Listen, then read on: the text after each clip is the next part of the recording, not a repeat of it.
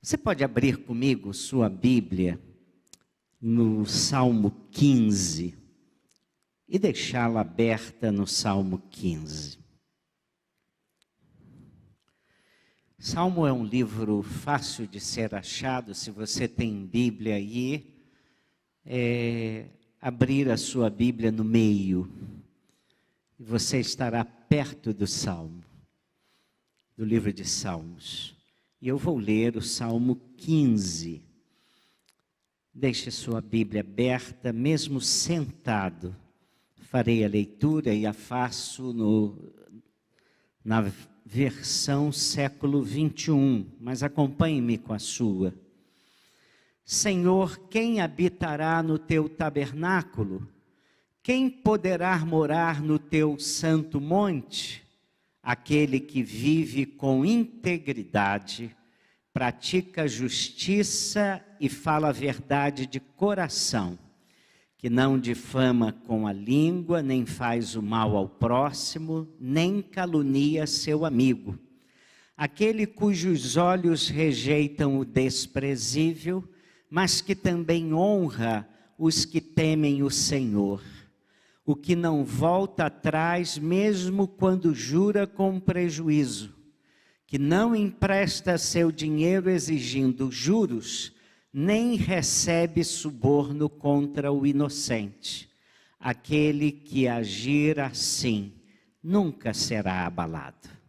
Queira Deus abençoar a sua palavra. Como eu disse, deixe sua Bíblia aberta aí. Esse salmo começa com uma pergunta muito interessante. Estava prestando atenção nela, e nós temos essa pergunta formulada de várias outras maneiras em outras ocasiões da Bíblia.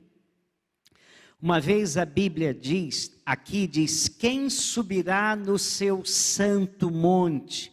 Quem habitará no teu tabernáculo? Mas uma vez a Bíblia narra, já no Evangelho, que um jovem rico sai correndo e se ajoelha diante de Jesus no meio de uma multidão e diz: que farei para herdar a vida eterna? É uma pergunta bem semelhante. A Bíblia também fala, já no livro de Atos, que um homem carcereiro tomando conta de um presídio, houve um terremoto e ele achou que todos tinham fugido e ele teria que pagar a conta. E então ele está apavorado e comparece diante de Paulo e Silas, que estavam cantando. E ele vê que mesmo no meio de contrariedades, esses homens são capazes de louvar a Deus. É muito especial. Paulo disse: não se apavore, ninguém fugiu. Mas ele se ajoelha e pergunta para eles: que devo fazer para ser salvo? E finalmente, lá no livro de Apocalipse, no último livro da Bíblia, nós temos uma afirmação das pessoas que estão diante do trono de Deus, e elas têm de responder a seguinte pergunta: quem é que pode entrar e ficar em pé diante do Cordeiro? Mas esse texto aqui, voltando a ele é interessante porque ele nos dá 9 virtudes, 9 qualificações, princípios, para que o nosso currículo seja aceito no céu e sermos admitidos lá. Então eu quero alistá-los, explicá-los e confrontá-los com a sua vida e com a minha. E para ver se eu e você estamos aptos para entrarmos no Monte Santo do Senhor. Então, essas virtudes, qualidades, princípios, eles nos falam como nós podemos ser aceitos no céu. Então, eu vou fazer algumas perguntas a você, e você, à medida que for me ouvindo, vá respondendo aí no seu coração. Se no final você disser, está tudo ok, estou cumprindo tudo, olha o que diz o final do capítulo 15, versículo 5. Olha o que diz: aquele que agir assim nunca será abalado. Significa o seguinte, em outras palavras, século 21. Se você tiver esse currículo, porta está livre para você. Tá bom? Então preste atenção, nós vamos caminhar um pouco. Quem habitará no tabernáculo de Deus, no seu santo monte? Primeiro requisito está no versículo 2. Essa pessoa vive com integridade e pratica justiça. Aquele que vive com integridade pratica justiça. Integridade fala de pessoas que não se dividem. Pessoas que aqui são de uma maneira e ali são de outra maneira. Que não andam pela metade. Fala de pessoas que não são parciais nas suas atitudes e julgamentos. Os seus passos, os seus hábitos são marcados pela justiça. Ou seja, o sujeito nunca é injusto no seu comportamento. Ele não usa meias palavras, não barganha a sua vida, não mente nem mentirinhas brancas, se existem mentirinhas brancas. Não coloca água no leite que vende, não cola no colégio, também não dá cola. Tá ficando bom? Tá? Tô chegando perto? Tô. Paga todos os seus impostos, e se é íntegro mesmo, paga-os com alegria. Caramba, né? O Valtinho já riu. O Valtinho já riu. Bom, seus sentimentos não são traídos pelos seus olhos. Olha que isso é importante, hein? Os seus sentimentos não são traídos pelos seus olhos. Ele sempre corresponde diante daquilo que as pessoas esperam dele, mas também diante daquelas pessoas que o veem pelas costas. E esse é o primeiro teste. E a minha pergunta é, você passou no primeiro teste? Não se desespere, pois ainda temos outros 8. Então, vamos ao segundo requisito? Vamos? Então vamos lá.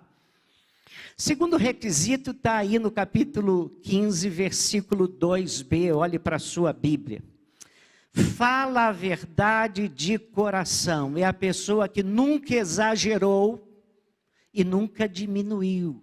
Nem diante do inimigo que ele não gosta. Ele elogia o inimigo. Ele fala a verdade. Tá?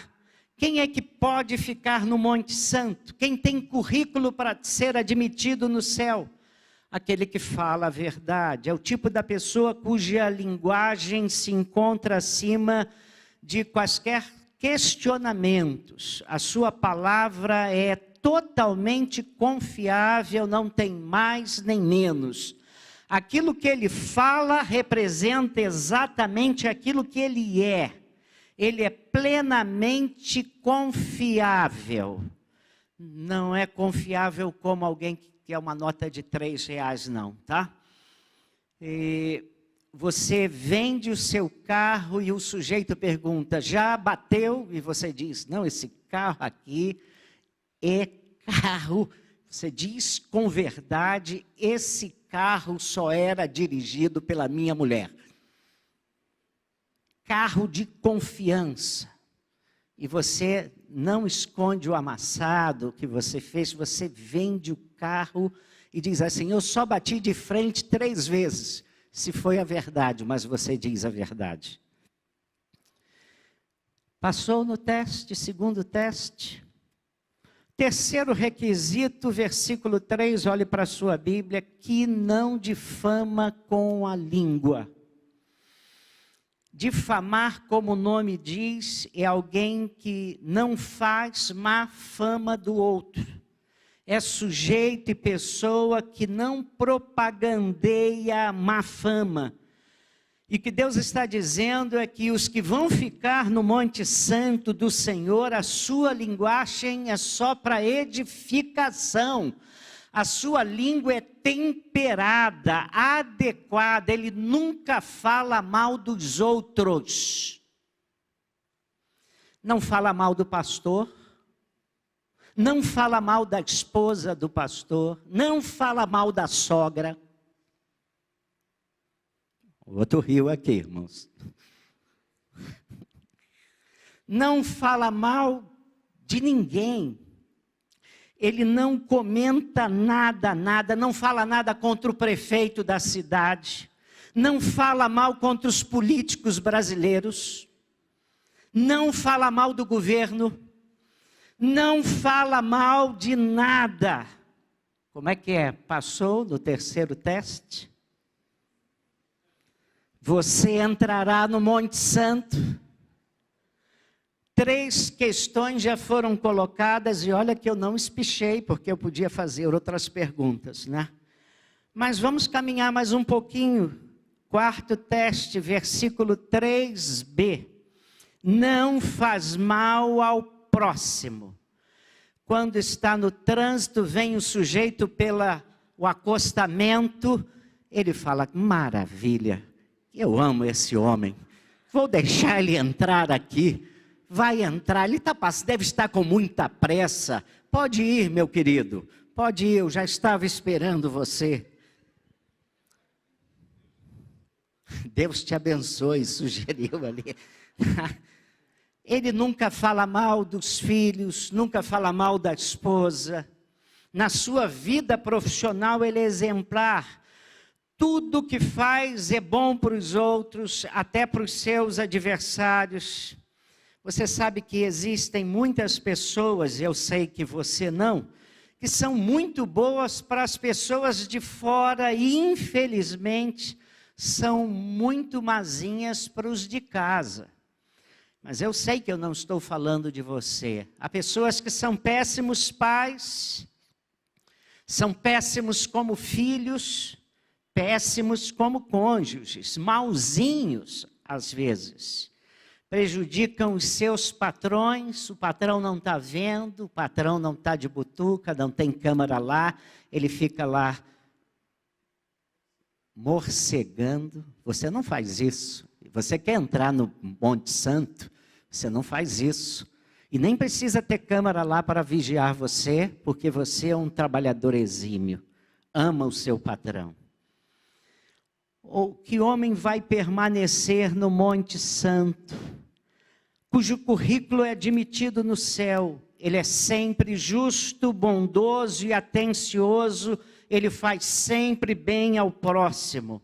Está aprovado até aqui? Não se desespere, vamos para o 5º teste, versículo 4. Nem calunie o seu amigo. Há uma versão que diz assim, não lance injúria contra o seu vizinho.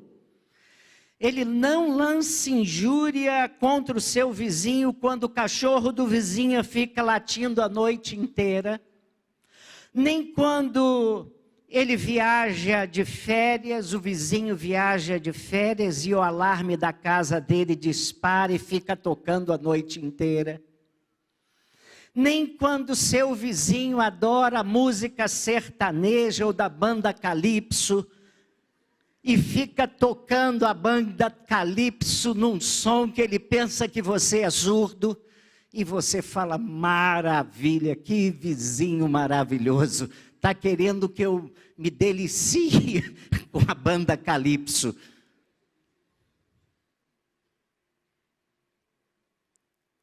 Ou então, quando ele gosta de funk e acha que você também gosta e deixa você ouvindo funk em altos decibéis, aquele delicioso som até às 6 horas da manhã.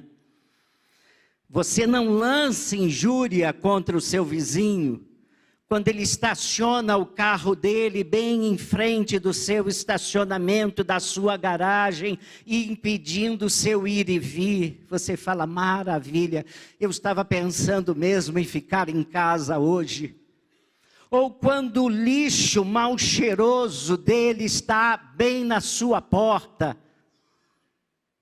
E você nunca lança injúria contra o seu vizinho. Passou no teste? Como é que é? Passou?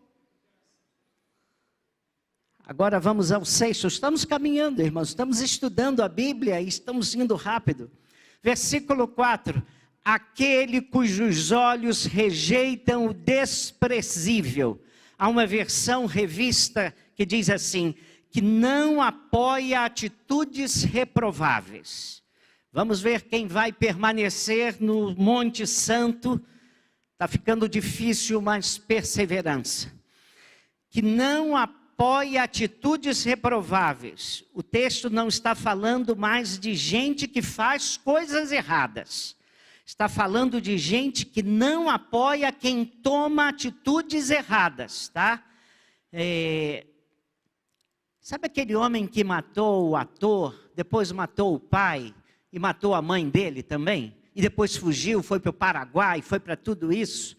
Você olhou para aquilo e falou, vou orar por esse homem.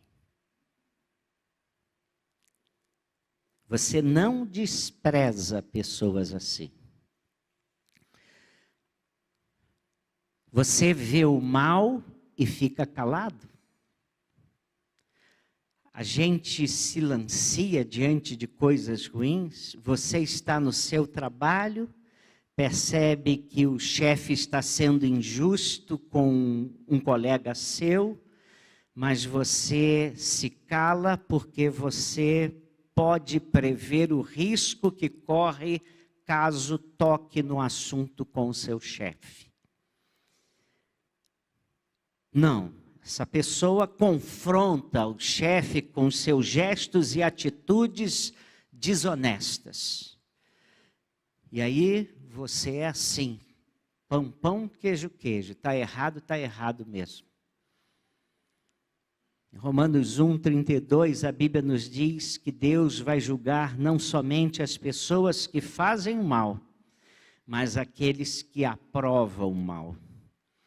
Ela não apoia atitudes reprovadas, nem do chefe, nem do patrão, nem do filho, nem da filha.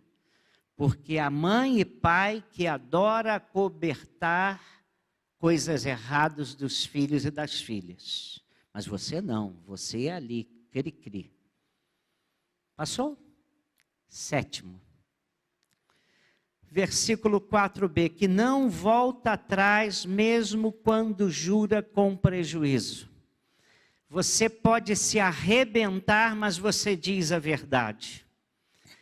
Você não usa de artifício nenhum para proteger a sua reputação, nem para se defender.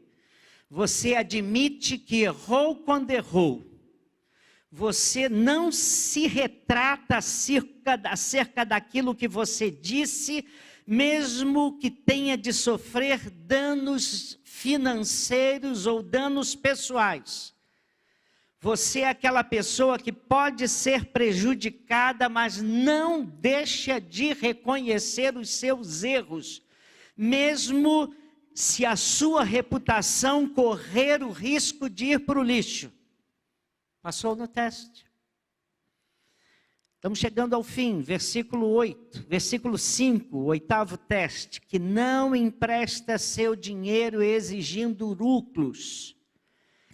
Ou seja, você não trata a vida com agiotagem. Você não explora a miséria dos outros. Você não explora os outros com juros exorbitantes. Os seus negócios são honestos, são limpos e transparentes. Você é justo em todas as suas atitudes. Vamos terminar, estamos chegando ao último teste. Versículo 5b. Que não recebe suborno contra o inocente. Você não barganha, você não mente, você não dá falso testemunho por causa de promoções ou benesses que possa vir a ganhar por isso, com isso. E aí nós temos os 9 pontos, são apenas 9 pontos, ufa, você passou.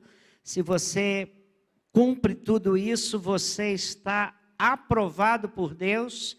E o texto conclui: aquele que agir assim nunca será abalado. Bom, estudamos a Bíblia, agora vamos embora. Irmãos, nós não vamos embora.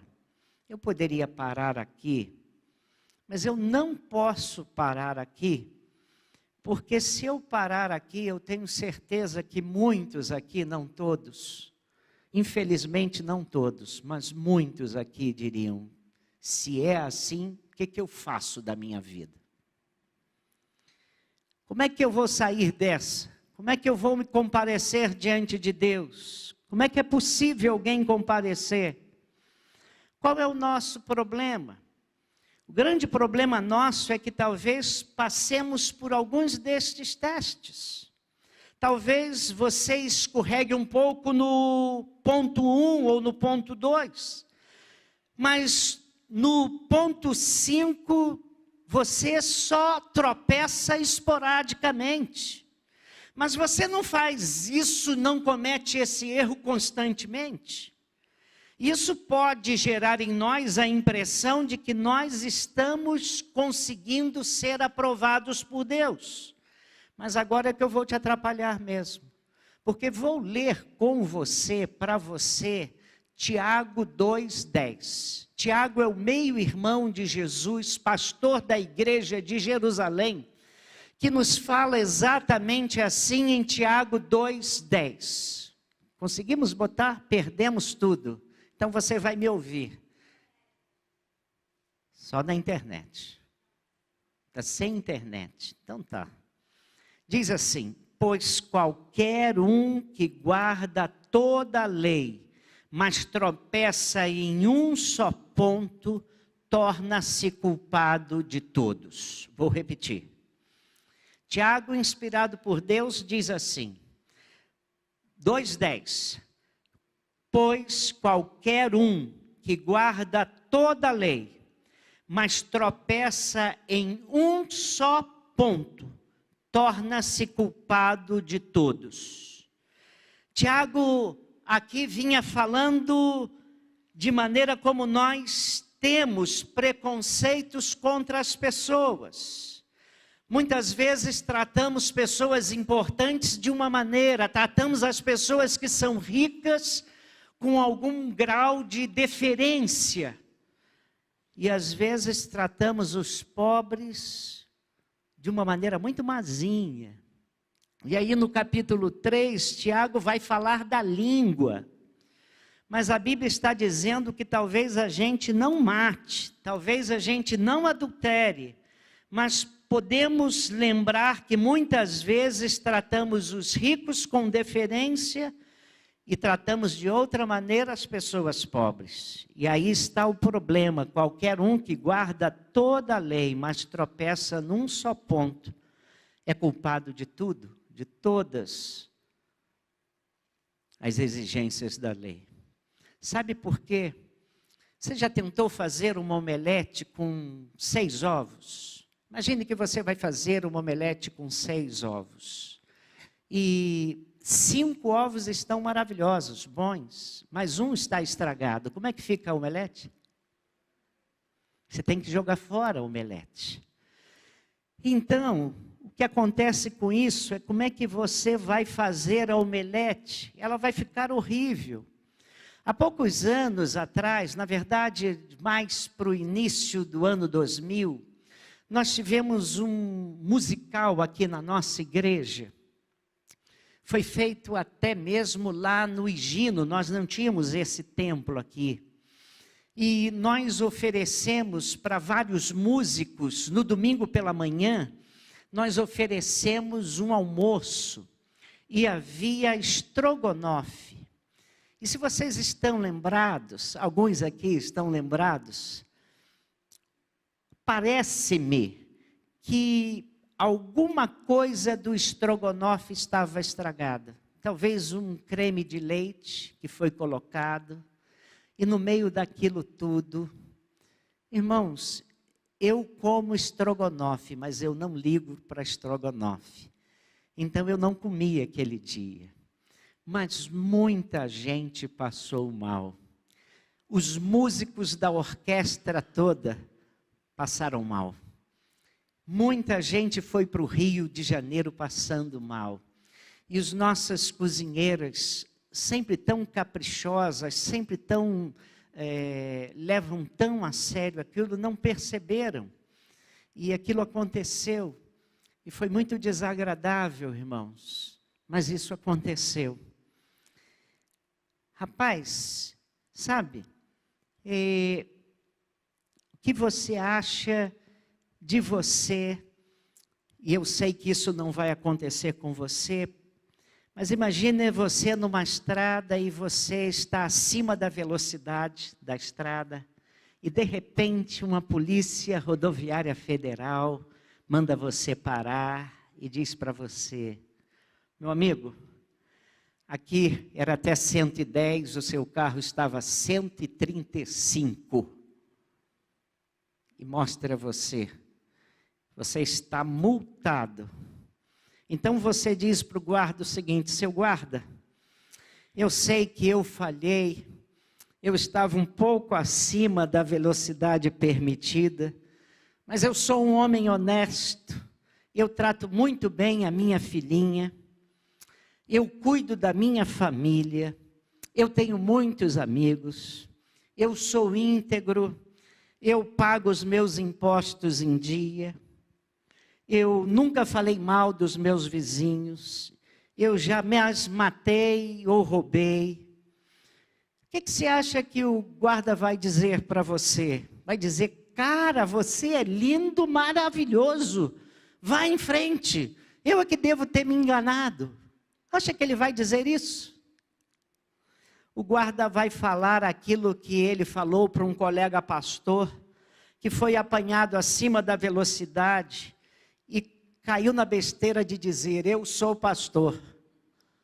Que coisa, né, irmãos? Tem pastor que precisa aprender alguma coisa, né? Falou lá, não sei porquê, ele falou: eu sou pastor. E aí o guarda, muito bendito, disse para ele o seguinte: já que o Senhor é pastor, o Senhor deveria guardar melhor as leis desse país. É isso que o Senhor está ensinando para a sua igreja. E eu falo para os irmãos: não fui eu. Nem ele. Eu espero que não sejam vocês dois. Irmãos, nós, eu e você, podemos enganar pessoas por certo tempo. Podemos dar a impressão de que somos maravilhosos. Podemos dar a impressão de que nunca erramos. Mas nós não enganamos o Deus Santo. A Bíblia diz que ninguém será justificado diante de Deus por causa do belíssimo currículo que tem, ou pelas coisas maravilhosas que faz. Romanos 3:20 diz assim: porque ninguém será justificado diante dele pelas obras da lei, pois pela lei vem o pleno conhecimento do pecado. Se você está pensando que tem um currículo bom para ser aceito no céu, saiba o que vai acontecer. Deus vai lhe perguntar para ver se você conseguiu cumprir tudo aquilo ali. E Deus certamente vai desmascará-lo. Deus nos deu normas para nos nortear. E o problema não está com a lei que Ele deu ou com essas normas, o problema está conosco. John Stott diz o seguinte: escolha uma lei. Não precisa ser algo da fé cristã. Você pode escolher alguma lei do hinduísmo, pode escolher alguma lei do budismo, pode escolher alguma lei. Você vai falhar, você não vai conseguir cumprir. O problema não está na lei, o problema está em você, está em mim. A lei diz o que tenho de fazer, mas ela não me habilita, não me capacita a fazer o que ela diz que eu tenho de fazer. Na verdade, a lei me denuncia, como está lá em 3,19 de Romanos.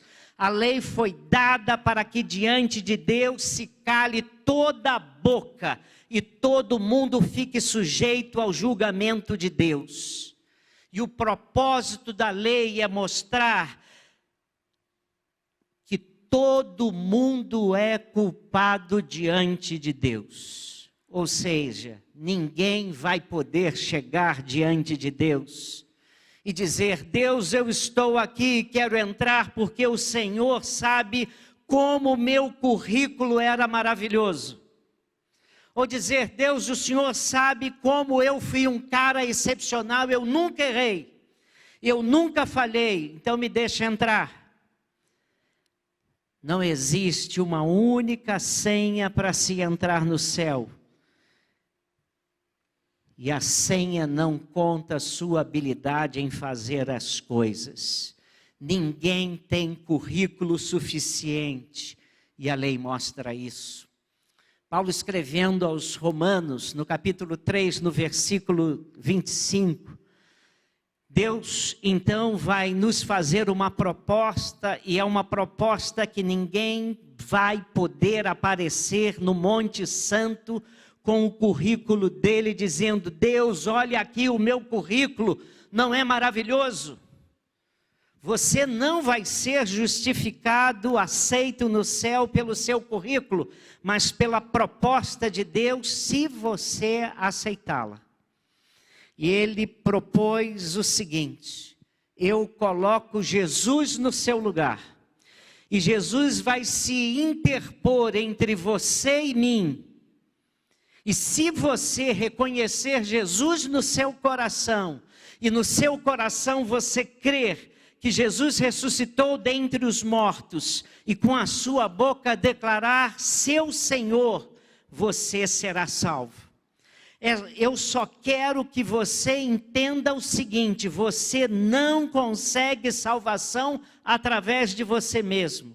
Então reconheça o seu fracasso, mas reconheça também que Jesus fez tudo o que era necessário para que você pudesse ter a salvação, para que você pudesse entrar no Monte Santo e estar diante do Deus no tabernáculo dele.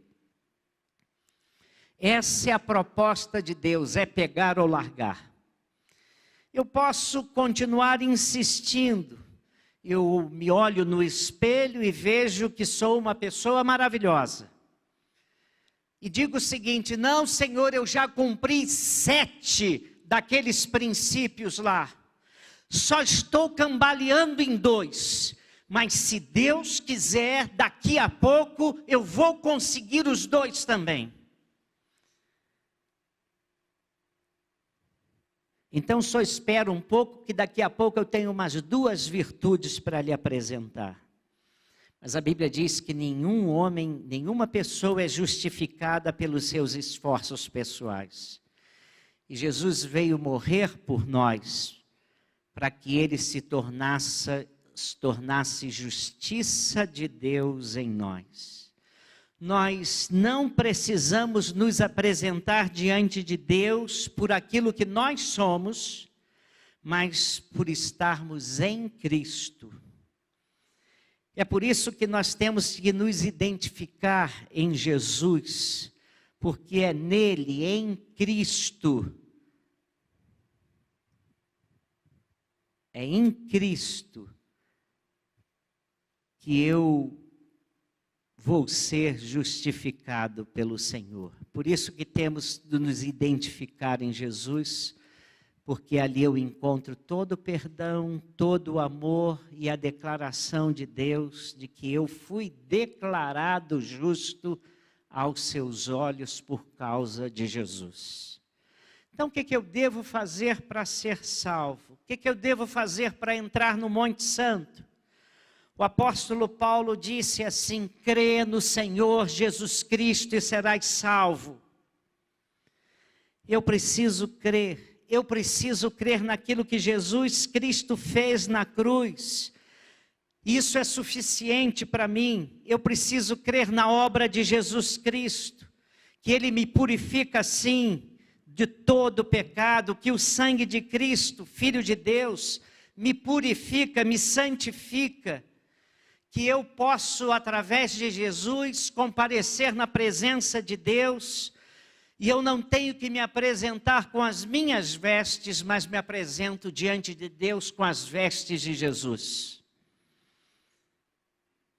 Quando eu chegar diante de Deus, apenas as vestiduras de Cristo servirão para mim, porque Jesus Cristo é Deus santo, absolutamente santo, e o Pai é santo e absolutamente santo. E a Bíblia diz que corrupção não herdará o reino de Deus. Lá no início, eu citei para vocês Apocalipse capítulo 7. E eu queria convidar você, porque em Apocalipse João está tendo uma visão do céu. E ele se encontra diante do tribunal de Deus.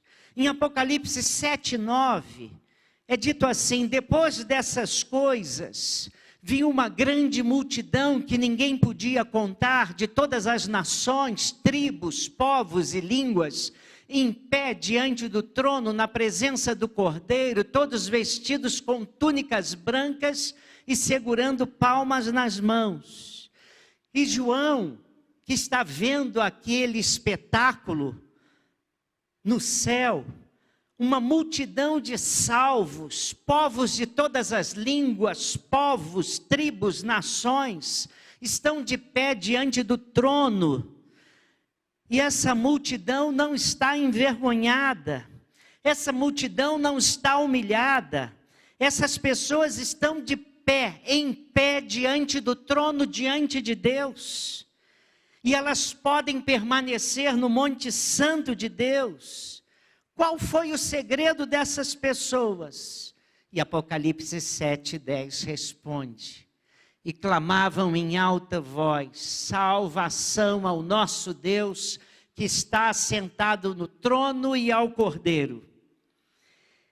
E aí nos versículos 11 e 12, de repente chega alguém, e João faz a seguinte pergunta, a pergunta que eu fiz no início, lá no versículo 15, aquela pergunta que foi feita pelo jovem rico a Jesus, aquela pergunta que foi feita ao carcereiro para Paulo: quem são estes e de onde vieram estes que estão aqui vestidos com túnicas brancas? Quem são?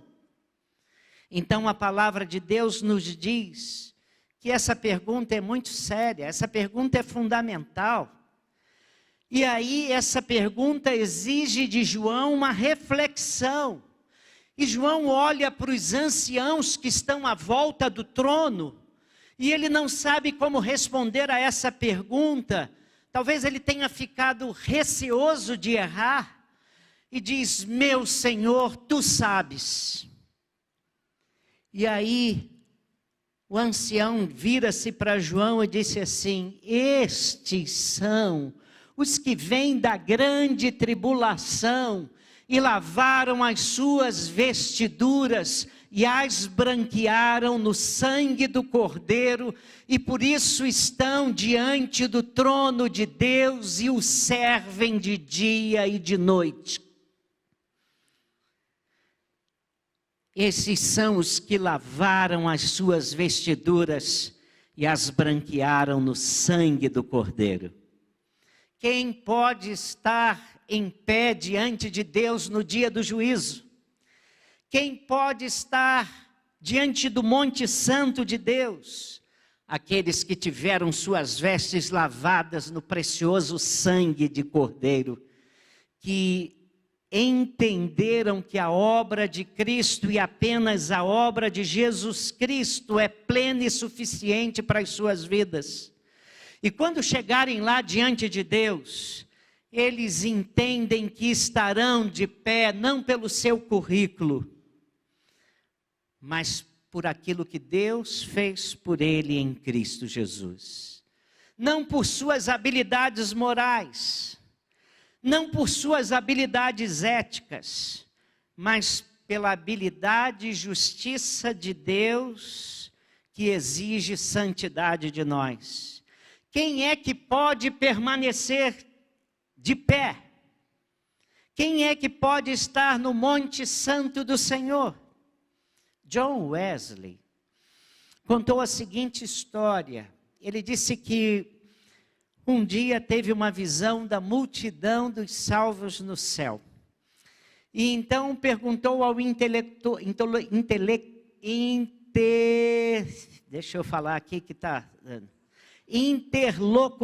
do céu, obrigado.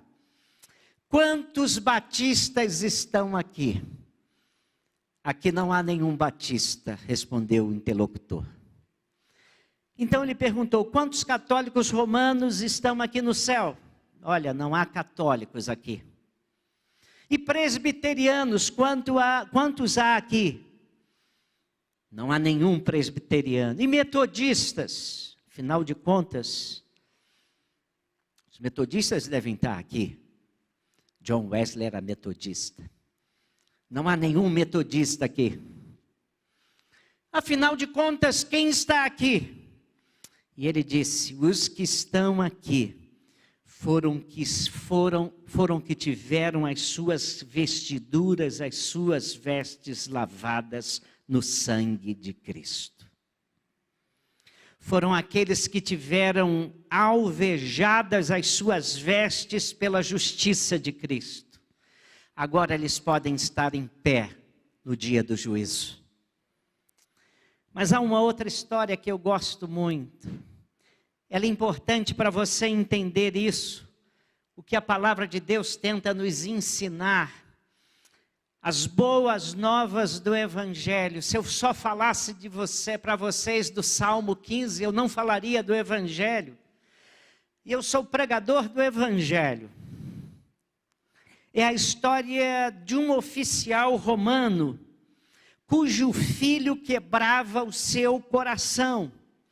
O filho era um homem extremamente desequilibrado, desmiolado, desestruturado, desorganizado. E aquele oficial estava próximo da morte. E ele dizia no seu coração, como é que eu faço? Esse meu filho não tem juízo nenhum. Com a graça de Deus eu conquistei muitas propriedades e bens, mas se eu colocá-los nas mãos desse meu filho vai ser um caos. Ele em pouco tempo vai dilapidar tudo, ele vai acabar com tudo. Ele não pode ficar com esses bens. E ele se lembrou que ele tinha um escravo muito fiel chamado Marcelos, que estava com ele há muitos e muitos anos, já era também idoso, acompanhou a vida inteira, era um homem muito fiel e extremamente aplicado, um homem com saber jurídico, econômico e social, e ele pensou, já sei, vou resolver. Vou passar todas as minhas coisas para o Marcelos e vou dar uma única propriedade para o meu filho. Porque eu sei que quando meu filho acabar com o que tem, só vai sobrar para ele o Marcelos, e o Marcelos vai cuidar do meu filho. Ele sabia que era muito difícil dizer isso para o filho, porque ele tinha muitas propriedades, inclusive o Marcelos. Então chamou o filho e disse assim, eu gostaria de fazer o testamento antes de morrer. Mas eu queria que você soubesse que por causa de tudo que você já fez na vida, e como eu tive que socorrer você, eu não posso deixar os meus bens nas suas mãos. Você vai acabar com tudo isso rapidamente. Eu vou deixar tudo com Marcelos, meu fiel e leal escravo. Mas eu vou lhe dar uma opção. Você pode escolher uma única propriedade, uma única coisa, talvez uma fazenda, bens, mas é um único. Então pense bem naquilo que você vai escolher, porque será a sua única opção, o único bem que eu vou deixar para você. E depois que você me escolher, eu vou lavrar aqui no testamento e ele estará fechado. As outras coisas vão ficar em confiança de Marcelos. Ele vai cuidar de tudo. Então, pela primeira vez, o filho fez uma boa escolha. Ele disse: já sei o que eu quero. A única coisa que eu não quero abrir mão é do Marcelos. Eu fico com o Marcelos. Se você tiver que optar por uma única coisa para viver, preste atenção.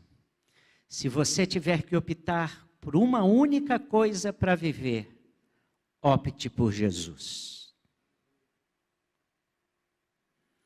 Fique com Jesus, porque a Bíblia diz que em Jesus residem todas as riquezas espirituais que Deus quer dar para você. Vou repetir.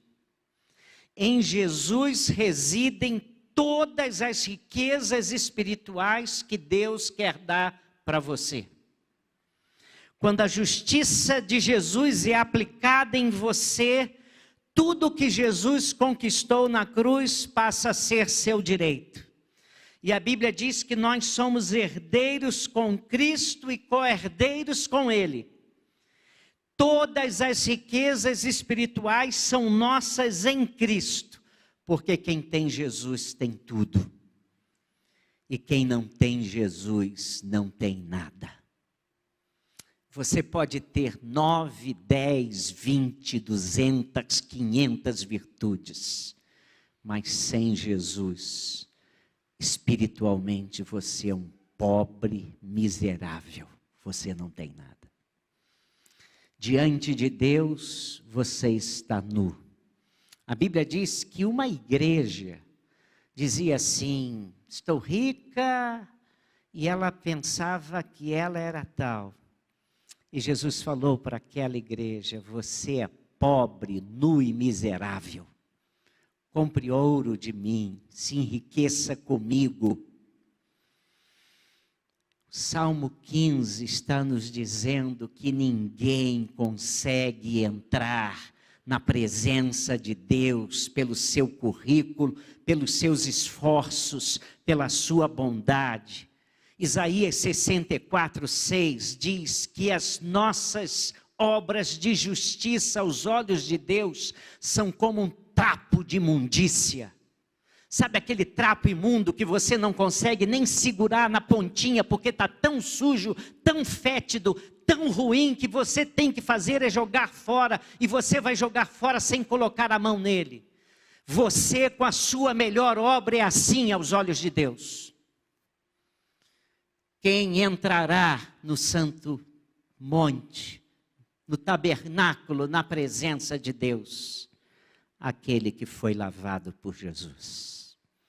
Aquele que foi vivificado pelo perdão e pelo toque poderoso de Jesus em sua vida. Aquele que arrependido clama a Jesus por salvação.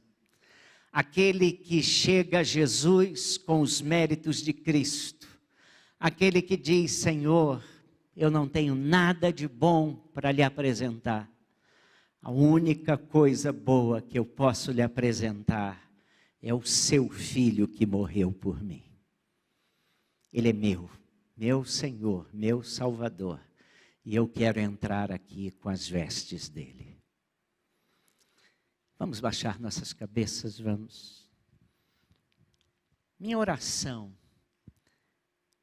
ao pregar neste salmo e falar por contraste, é que você entenda que você precisa de Jesus e que Jesus veio para lhe buscar. Jesus quer ser o seu Salvador, seu Senhor. E Jesus bate à porta do nosso coração.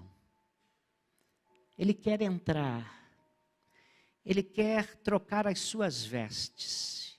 Ele quer colocar as santas, puras vestes que foram alvejadas pelo seu sangue lá na cruz.